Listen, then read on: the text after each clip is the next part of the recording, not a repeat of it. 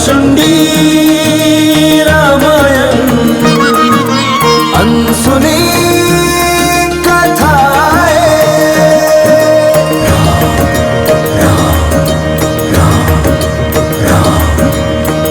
मंगल पावन सरस सुहावन काक भुशुंडी की रामायण दुविधा शंका दोष मिटाती मर्यादा का पाठ पढ़ाती। राम रघुपति राम राघव राम राजा राम, राम रघुपति राम राघव राम राजा राम। जय श्री राम जय श्री राम जय श्री राम जय श्री राम जय श्री राम जय श्री राम जय श्री राम जय श्री राम।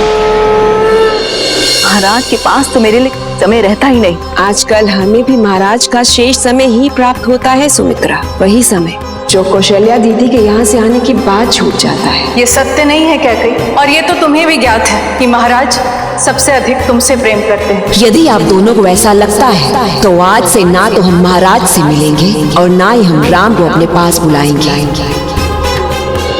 ओम सूर्याय नमः। ओम ह्रीं सूर्याय नमः।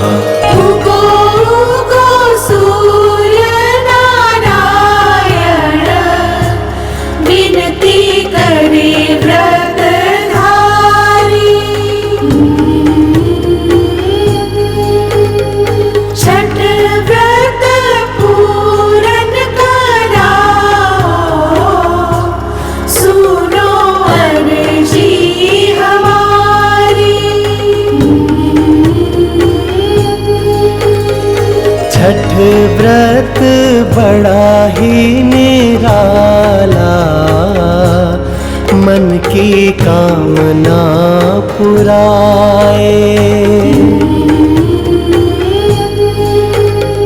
4 दिन का नियम ले भक्त इसको मनाए।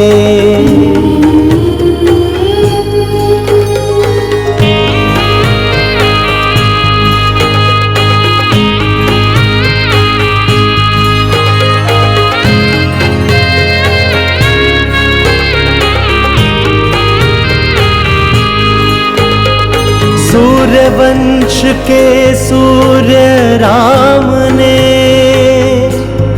सूर्य देव को किया प्रणाम, प्रति प्रणाम किया सूर्य देव ने। देख राम हरि पूर्ण काम।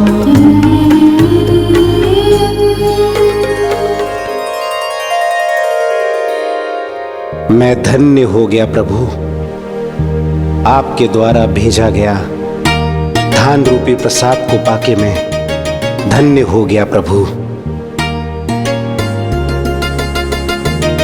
समस्त संसार इस सृष्टि पर्व में मुझे अर्घ देकर मेरे दर्शन करता है।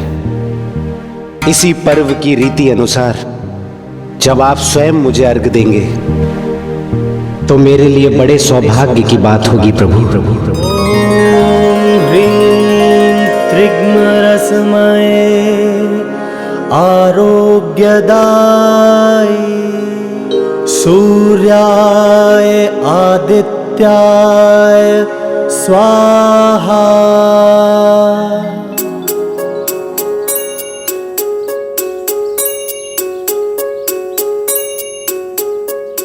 अच्छा धारणी, बड़े ध्यान से करना, ये सूर्य देव की पूजा का पर्व है।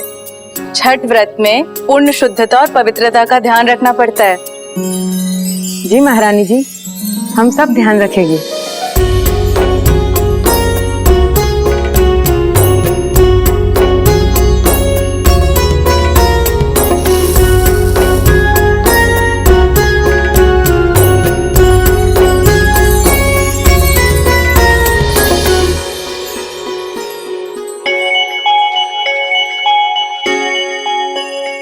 मैं कौन हूँ? हाँ हाँ बताओ बताओ कौन हूँ मैं? मेरे छोटे भाई लक्ष्मण के अतिरिक्त और कौन हो सकता है? आपको कैसे पता चला कि मैं हूँ? हाँ, मैं और शत्रुघ्न बोल रहे थे, फिर भी आपने पहचान लिया कि लक्ष्मण है। मुझे लगता है आप अंतर्यामी हो। परंतु भैया, आप यहाँ अकेले क्या कर रहे थे? वहाँ छठ पर हम सबकी माँ षष्ठी पर्व की तैयारियां कर रही है। हमारे पुत्र सदा प्रसन्न रहे, उनके बीच कभी कोई बैर की भावना उत्पन्न ना हो, उन्हें कभी कोई कष्ट न घेरे। वो हमेशा भगवान सूर्य की तरह तेजस्वी और दीर्घायु बने। कौशल्या दीदी, सूर्य देव हमारी सभी मनोकामनाएं अवश्य पूर्ण करेंगे। हाँ, क्योंकि ये वंश भी तो उन्हीं का है ना, सूर्य वंश। हाँ, पर ईश्वर पक्षपात नहीं करते, उनके लिए ना कोई अपना है और ना ही पराया। यदि हम सच्चे मन और श्रद्धा से उनकी पूजा करेंगे तो वो अवश्य फल देंगे। किंतु यदि पूजा करते समय हमारे मन में छल, कपट, अहंकार भरा रहा तो फल भी उसी के अनुसार मिलेगा।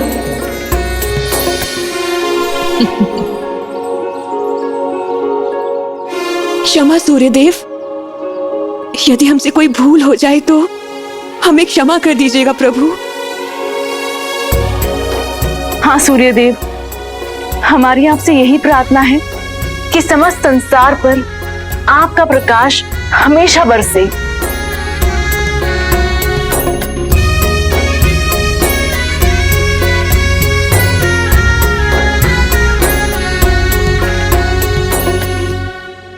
किंतु ये चारों राजकुमार है कहाँ? अरे हाँ,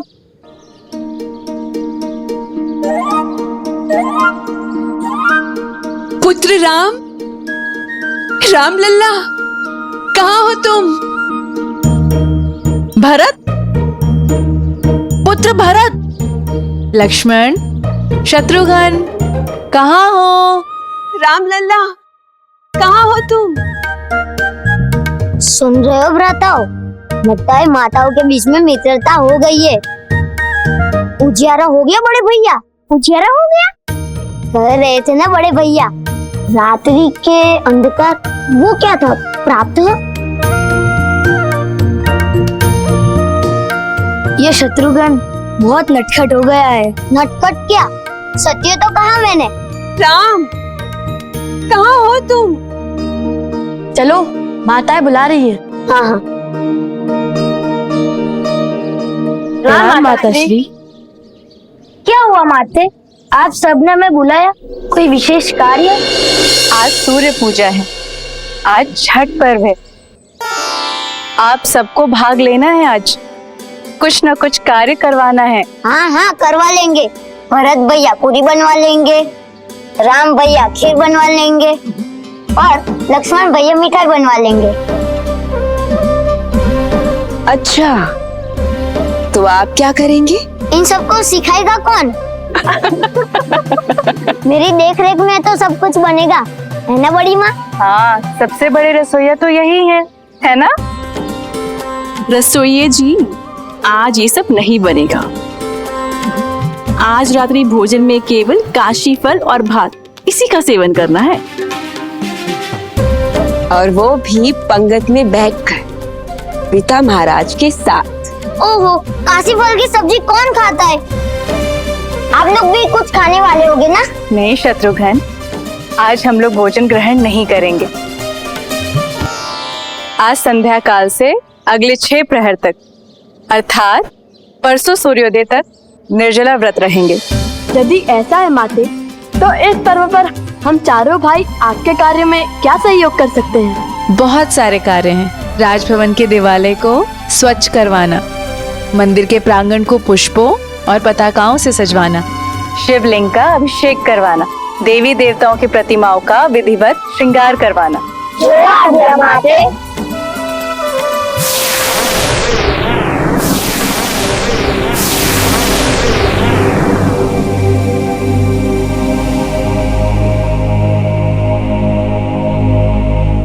मनीषी, उस शापित कलश से मुक्त होने के लिए रावण ने राजा जनक के मिथिला को ही क्यों चुना? दशानन ने बाहुबल से संसार के लगभग हर राज्य को अपने अधीन कर लिया था। जिन राज्यों से वो परास्त हुआ उनसे उसने मित्रता की, किंतु 2 साम्राज्य, एक अयोध्या और दूसरा मिथिला, इन्होंने ना ही रावण की मित्रता स्वीकार की और ना ही उसका आधिपत्य।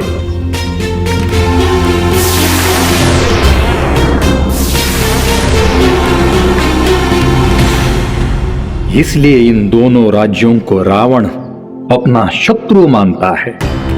किंतु महाराज जनक से शत्रुता का कोई विशेष कारण तो होगा। हाँ पक्षीराज, रावण और महाराज जनक दोनों ही परम विद्वान थे। एक बार दोनों में शास्त्रार्थ हुआ जिसमें रावण हार गया। अभिमानी रावण को ये अपना अपमान लगा।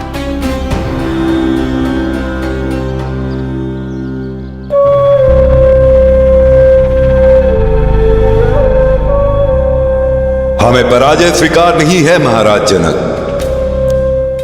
ये प्रतियोगिता अभी समाप्त नहीं हुई है। हम शास्त्रार्थ में पराजित हो गए तो क्या हुआ, शस्त्र से निर्णय होना अभी बाकी है। मैं उसके लिए भी प्रस्तुत हूं रावण। पराजय तो रावण जैसे अहंकारी को स्वीकार ही नहीं होगी। उसने तो आक्रमण कर दिया होगा मिथिला पर। आक्रमण के लिए आया तो था रावण, किंतु महाराज जनक नहीं चाहते थे कि रावण के अहंकार से जन्मे युद्ध में निर्दोष सैनिकों के प्राण जाए। इसलिए उन्होंने द्वंद्व युद्ध का मार्ग चुना। महाबली दशानन की जय, महाबली दशानन की जय, महाबली दशानन की जय, मिथिला नरेश महाराज जनक की जय, मिथिला नरेश महाराज जनक की जय, मिथिला नरेश महाराज जनक की जय। महाराज जनक, सुन रहे हो ये जय जयकार? भूल हो गई है तुमसे जो तुमने लंकापति रावण को द्वंद्व युद्ध के लिए चुनौती दी। कदाचित रावण के बल का आभास नहीं है तुम्हें। गरजने वाले मेघ वर्षा नहीं करते रावण। आत्मबल की प्रशंसा वीर नहीं बलहीन करते हैं। दिखाओ अपना बल।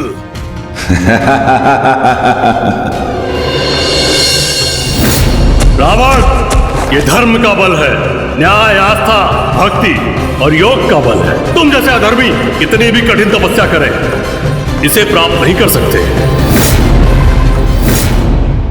काकभुषुंडी रामायण अनसुनी कथाएं।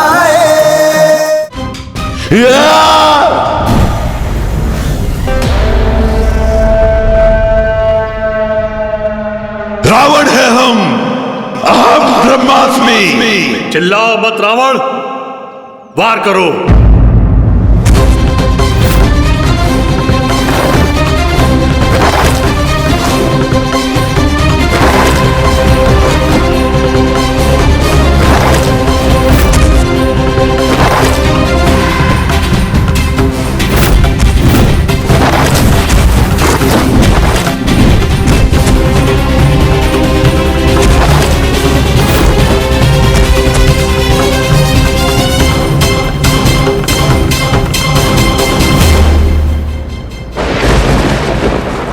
क्या हुआ रावण? अभी भी कुछ बिगड़ा नहीं है। सम्मान के साथ लौट जाओ। सम्मान नहीं, अपमान है ये। लंकापति रावण का अपमान। ऐसा बल और तुम्हारे पास। रावण, ये धर्म का बल है, न्याय, आस्था, भक्ति और योग का बल है। तुम जैसे अधर्मी कितनी भी कठिन तपस्या करें, इसे प्राप्त नहीं कर सकते।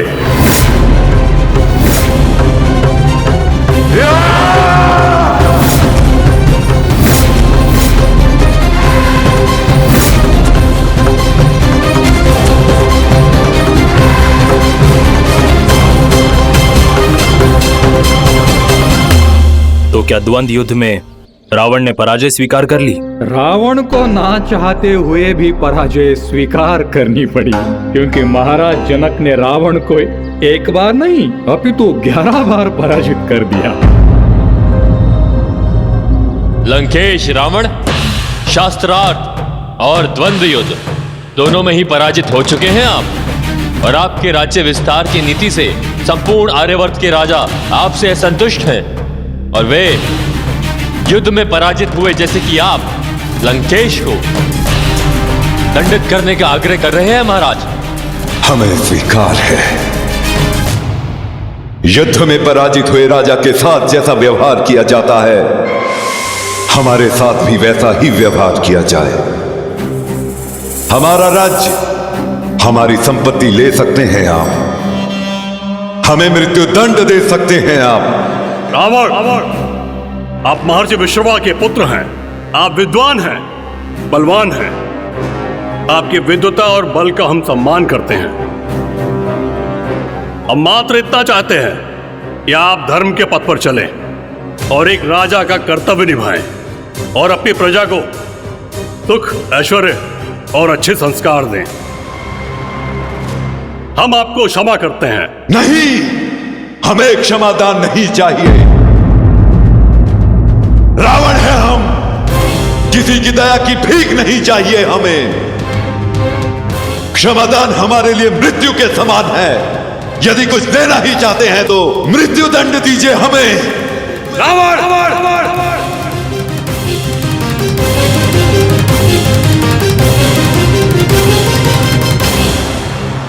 तो क्या अभिमानी रावण राजाओं के दबाव में आ गया?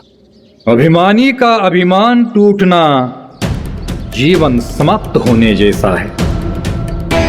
अन्य सभी राजाओं ने दबाव तो बनाया, किंतु क्रोध में तमतमाया रावण अपमान की ज्वाला सीने में दबाए वहां से लौट गया, और अब रक्त कुंभ के द्वारा प्रतिशोध लेने का अवसर वो गंवाना नहीं चाहता था। इसलिए उसने मिथिला की भूमि को चुना।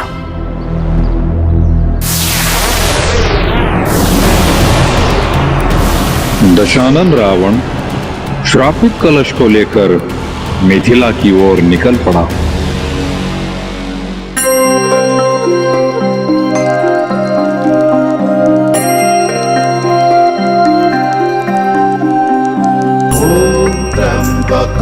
यजामहे सुगंधिं पुष्टिवर्धनम् उर्वारुकमिव बन्धनात् मृत्युर्मोक्षीयमामृतात्।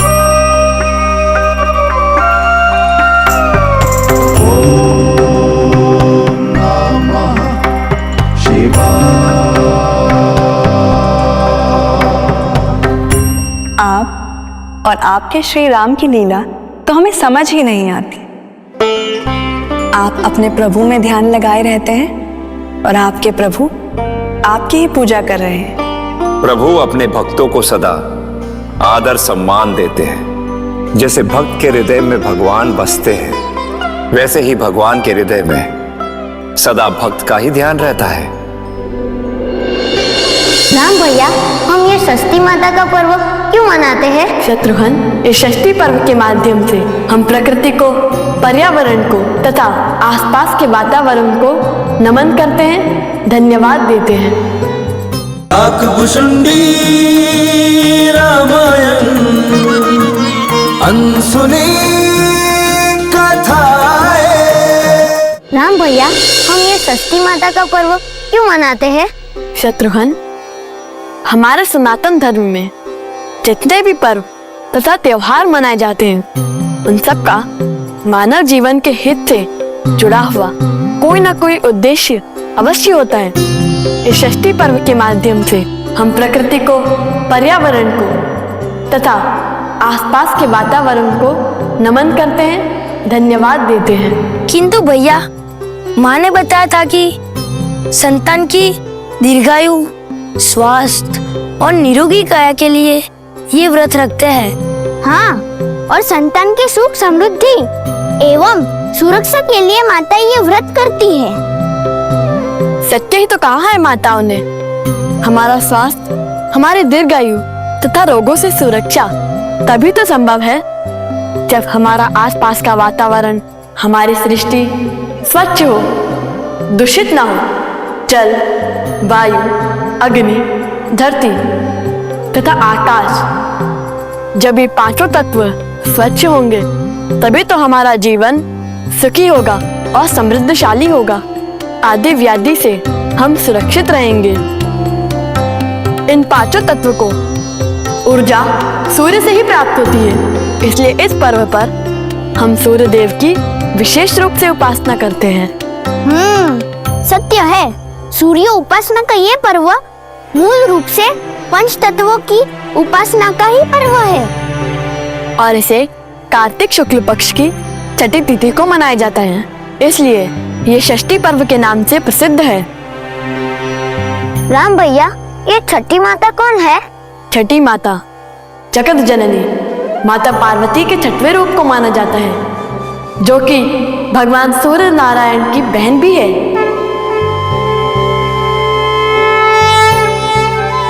लोक मातृका षष्ठी देवी की प्रथम पूजा सूर्य देव ने ही की थी, अतः षष्ठी माता को ही इस पर्व की देवी के रूप में पूजा जाता है।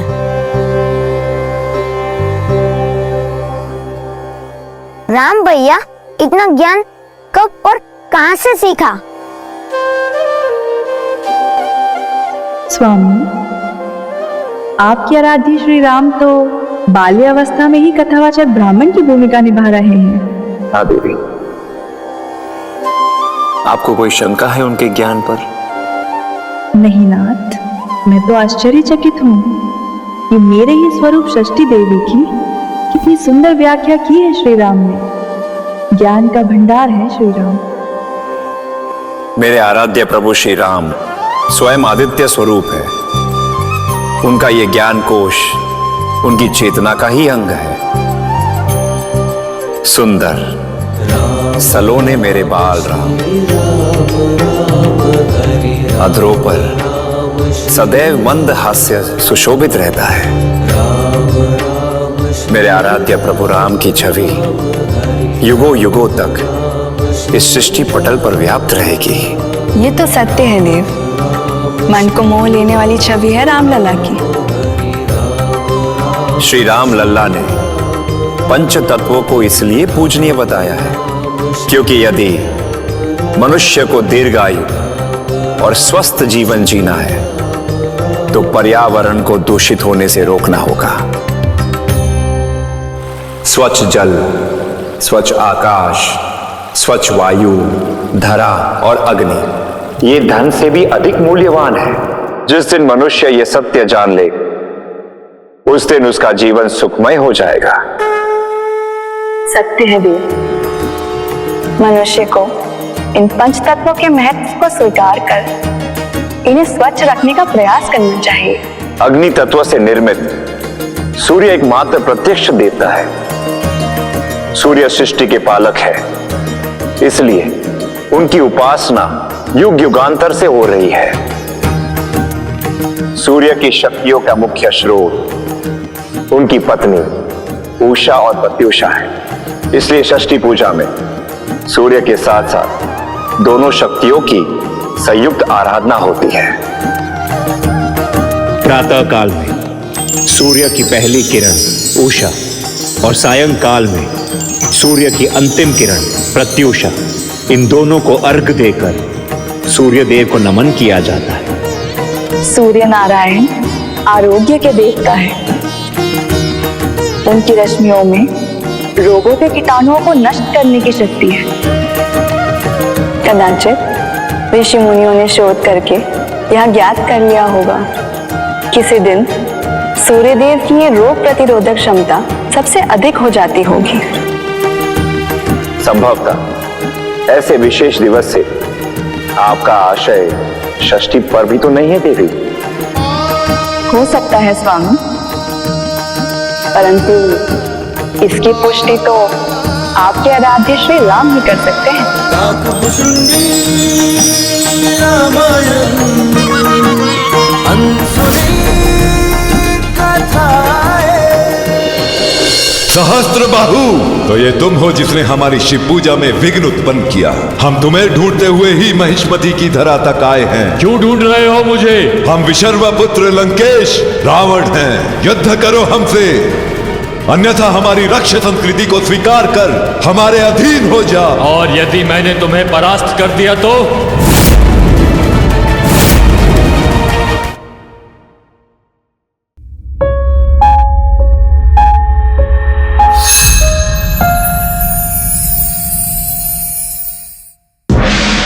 धरती और गगन में गूंजे श्री राम जय जय राम। सृष्टि के कण कण में गूंजे श्री राम जय जय राम। आदि यही है अंत यही है श्री राम जय जय राम। सीमित और अनंत यही है श्री राम जय जय राम। यश कीर्ति धन सहज दिलाए श्री राम जय राम। भव से नैया पार लगाए श्री राम जय जय राम। भव से नैया